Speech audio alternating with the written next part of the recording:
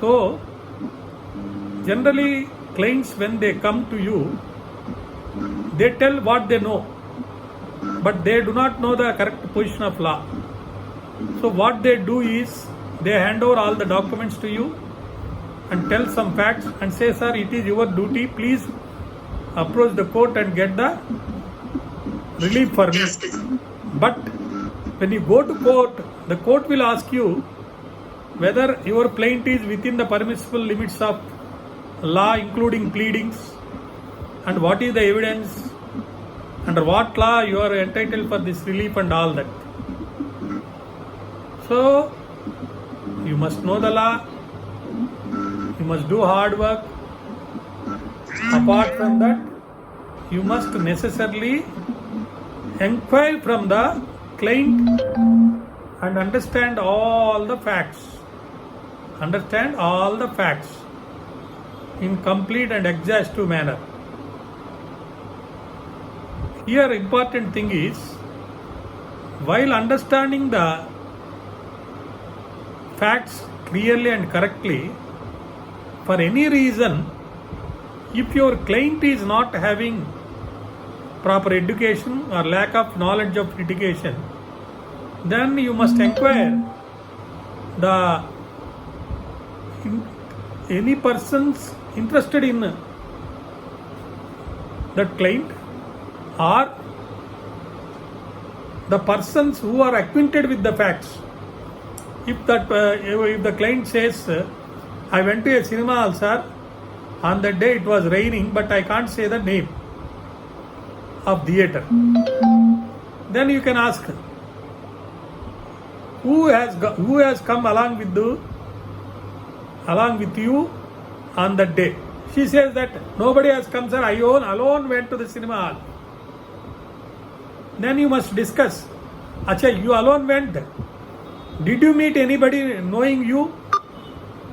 She will tell, in the fag end of the movie, while I am coming, I met my uncle. Acha, what is the name of that uncle? Where is he working? You are having a phone number of your uncle? Yes, sir, I am having. Sir, call him. And that uncle will tell what is the name of that theatre and what is the name of that cinema. So your client is not intelligent.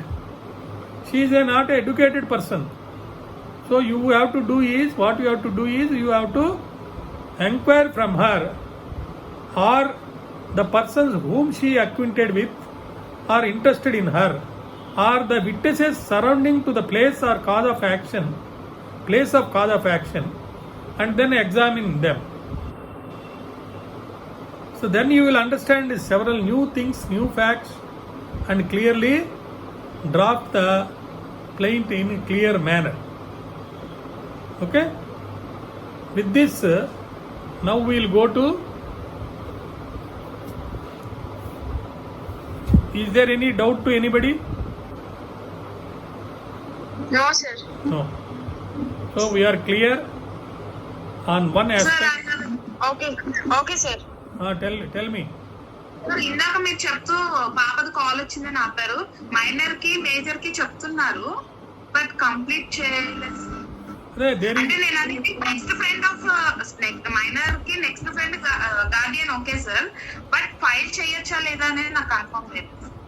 You can fight with anybody, but if it is a minor, the law says everything should be in favor of the minor and in the interest of minor.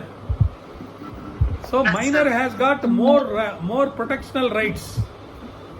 If a minor commits a mistake, you can fight. You can make minor also as defendant. You can file a suit. But court will readily not accept you. What your story? The benefit is given to minor. So always to protect the interests of minor only, the law says. You are entitled to file a suit against minor also, but major precautions have to be taken, and your act should be bona fide, and you must show that it is in the interest of minor. So there is a lot of difference between major and minor in case of civil and criminal cases are concerned. Sir ఇప్పుడు మీరు చెప్పిన కేసులో for example మైనరే ఉన్నారు అనుకోండి sir, same ఇదే pleading minor అంటే doctor Sirisha 21 years ఇలా property కొన్నారని మనం వెయ్యొచ్చు.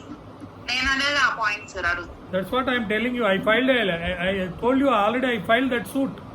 That's Yes, sir. rejected by the trial court. We went to High Court and we charged 70,000 rupees in that, and got the suit numbered by High Court. I will give you the citation. You can refer. You can go to that citation. You will understand. Okay sir, okay.